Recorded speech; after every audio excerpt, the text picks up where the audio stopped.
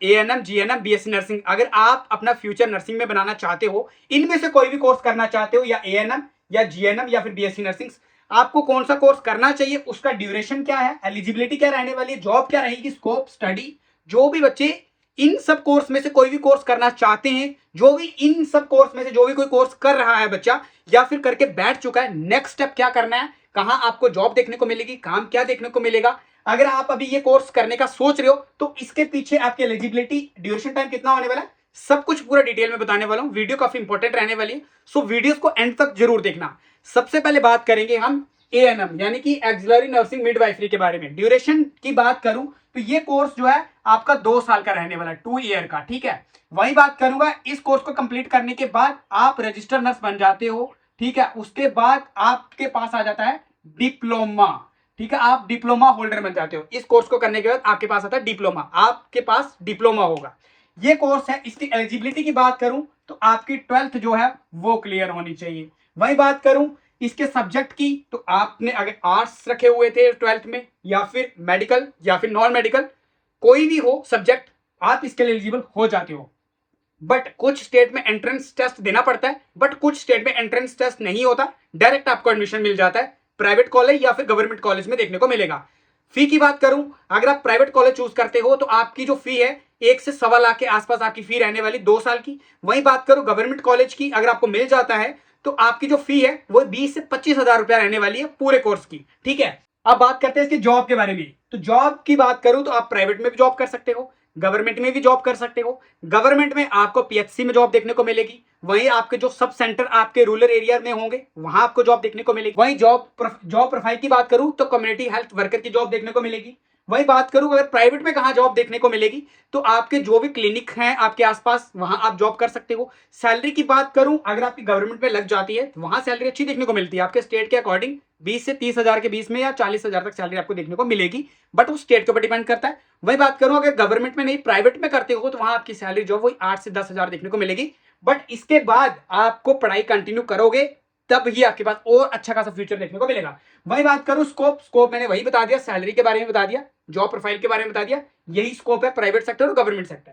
वही बात करूं स्टडी की, इसको करने के बाद मोस्ट इंपॉर्टेंट आपको GNM जरूर करनी है, क्योंकि अगर आपकी गवर्नमेंट में जॉब लग जाती है तो आप सिर्फ ANM के बेस पे ही जॉब लगा सकते हो।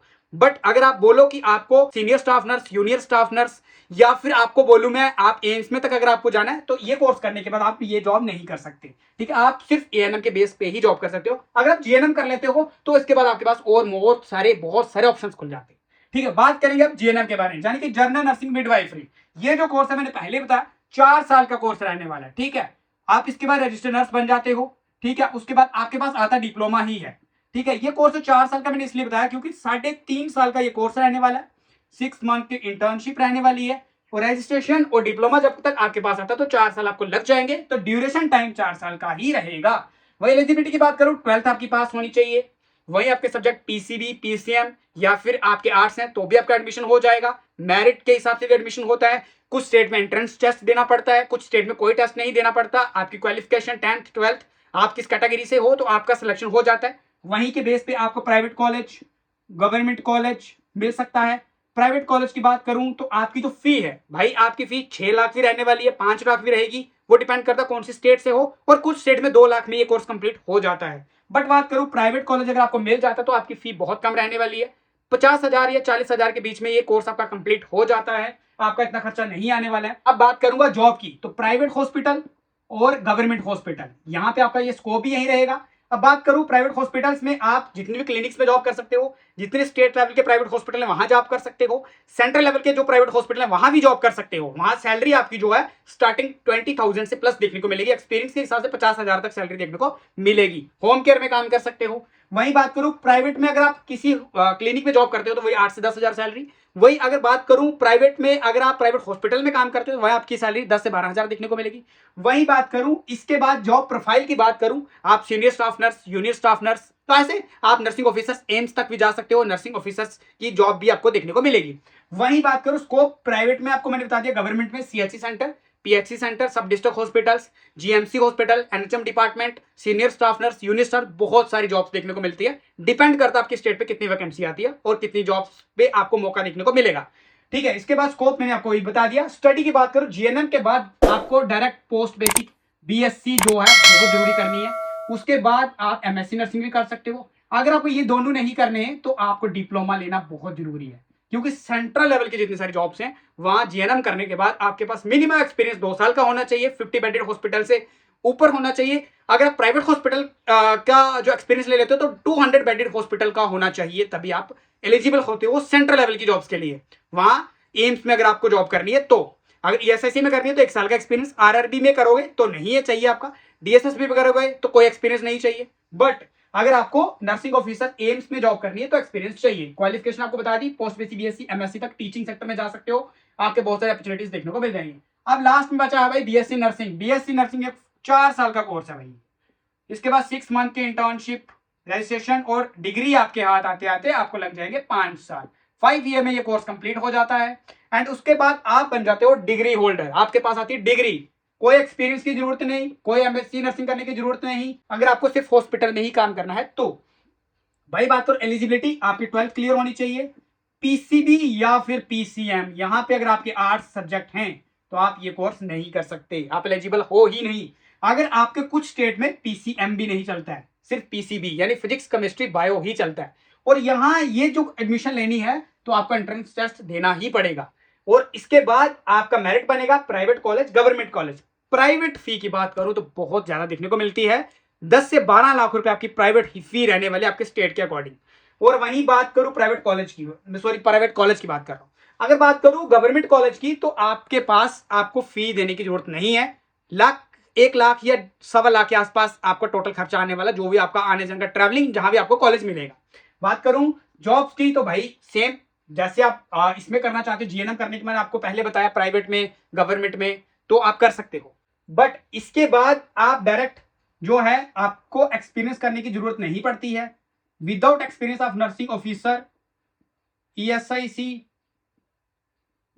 डीएसएसबी, आरआरबी और कुछ ऐसे सब्जेक्ट हैं जो जीएनएम में नहीं पढ़ने को मिलेंगे बट वो बीएससी नर्सिंग में पढ़ने को मिल जाएंगे, और आप इसके हर एक जॉब के लिए एलिजिबल हो जाते हो बीएससी नर्सिंग करने के बाद। अब आपको ये लगता होगा कि बीएससी नर्सिंग में नेक्स्ट स्टेप क्या कर सकते हैं, तो आपके पास 2 ऑप्शंस होते हैं, या तो आप एमएससी नर्सिंग कर लो, ठीक है, या फिर आप बीएससी नर्सिंग करने के बाद आप डायरेक्ट जॉब ले लो नर्सिंग ऑफिसर्स की, और आपकी लाइफ जो है बन जाएगी एम्स में। जब आपकी जॉब लग जाएगी सैलरी बहुत अच्छी देखने को मिलती है। बट आप जहां पे ये सोचो कि मुझे डायरेक्ट बीएससी नर्सिंग ही कर लेनी चाहिए, अब वहां पे रीजन बनता है कि आपके अगर आर्ट्स सब्जेक्ट है तो नहीं कर सकते, जीएनएम के लिए आप आर्ट्स के लिए एलिजिबल हो जाते हो तो इसमें फी भी कम रहने वाली है, इसमें फी बहुत ज्यादा देखने को मिलेगी, प्राइवेट हॉस्पिटल में फी कम देखने को मिलेगी, एएनएम में उससे कम देखने को मिलेगी। ये शॉर्ट टर्म कोर्स है, जल्दी पैसा कमा सकते हो ये डिप्लोमा करने के बाद, अगर आप फाइनेंशियली स्टेबल नहीं हो। इसको करने के बाद आपके पास अपॉर्चुनिटीज देखने को मिल जाती हैं और बहुत ज्यादा एडवांस में आ जाते हो। प्राइवेट हॉस्पिटल्स, गवर्नमेंट हॉस्पिटल्स, अच्छी खासी जगह सैलरी आपको देखने को मिलेगी हर एक डिपार्टमेंट में। इसको करने के बाद आप बीएससी नर्सिंग भी कर सकते हो। बट कंपैरिजन में आपको जो भी कोर्स अच्छा लगता है आपको वो कर लेना चाहिए। देखो यहाँ पे बात है, अगर प्राइवेट हॉस्पिटल में आपको करना है तो फिर भाई पैसे को देख के ही करना पड़ेगा। अगर आपके पास जितने कॉलेज की फी के लिए अगर आपके पास अच्छे खासे पैसे हैं तो फिर बीएससी नर्सिंग, अगर आपके सब्जेक्ट जो है मेडिकल है तो कर लो, बीएससी नर्सिंग ही कर लो। नहीं है तो एएनएम से स्टार्ट कर सकते हो, नहीं है तो जीएनएम से कर सकते हो, फिर जाके पोस्ट अपने बीएससी नर्सिंग में जा सकते हो। बट एएनएम के बाद जीएनएम कर सकते हो, जीएनएम के बाद पोस्ट बेसिक बीएससी करते हो, उसके बाद एमएससी नर्सिंग कर सकते हो। तब तक भी आप जहां तक पहुंच सकते हो, बट टाइम थोड़ा ज्यादा लगेगा। बट इसमें यह है कि एएनएम करने के बाद जॉब ले लेते हो तो जीएनएम कर सकते हो, जीएनएम के बाद जॉब लेके आप पोस्ट बेसिक बीएससी कर सकते हो। ऐसे आप जो साइकिल है वो चल देगा आगे तक, तो आप नर्सिंग ऑफिसर तक पहुंच सकते हो, टीचिंग सेक्टर तक भी जा सकते हो एएनएम करने के बाद भी। तो इसलिए सभी बच्चों से यही है, जो भी आप कोर्स चूज करते हो थ्योरी को अपना जो है बहुत स्ट्रॉन्ग करिए, क्योंकि आज का टाइम है कंपटीशन का। बहुत सारे बच्चे ये कोर्स कर भी रहे हैं, बहुत सारे बच्चों की जॉब लगती भी नहीं है। तो इसलिए जो भी बच्चे आज एएनएम, जीएनएम, बीएससी नर्सिंग करते हैं आपका फ्यूचर बन जाएगा। बट आपको कंसिस्टेंसी से काम करना पड़ेगा, प्रैक्टिकली काम, थ्योरी पे ध्यान ये आपको देना पड़ेगा। तो अगर इसके रिलेटेड अगर आपको और भी कुछ पूछना है कि स्टेट से हो, वहां की कितनी सैलरी है या कितनी फी है प्राइवेट कॉलेज की, तो आप मुझे कमेंट में पूछ सकते हो, वहां पे आपको रिप्लाई दे दूंगा। नहीं तो टेलीग्राम पे जाके आप मुझे क्वेश्चन कर सकते हो, या फिर आप अगर आपको क्वेश्चन करना है तो आप मेरे इंस्टाग्राम पेज पे जाके क्वेश्चन कर सकते हो, मैं आपका तुरंत रिप्लाई कर दूंगा। तो वीडियोस को शेयर जरूर करना आप हर एक स्टूडेंट के साथ जो भी अपना फ्यूचर एएनएम में, जीएनएम में, बीएससी नर्सिंग में बनाना चाहता है या नर्सिंग में अपना बनाना चाहता है, तो क्या स्टेप रहने वाला, कितने साल का कोर्स रहना है, पूरा डिटेल में हमने बता दिया। सो मिलते हैं नेक्स्ट वीडियोस में, तब तक के लिए मुझे दे दो इजाजत। नेक्स्ट वीडियोस में आपको मैं बताऊंगा पोस्ट पे सीबीएसई, बीएससी नर्सिंग या फिर एएनएम की सिर्फ जॉब्स के बारे में, ओनली फॉर जॉब्स, कहाँ कहाँ देखने को मिले, कितनी कितनी सैलरी। Thank you.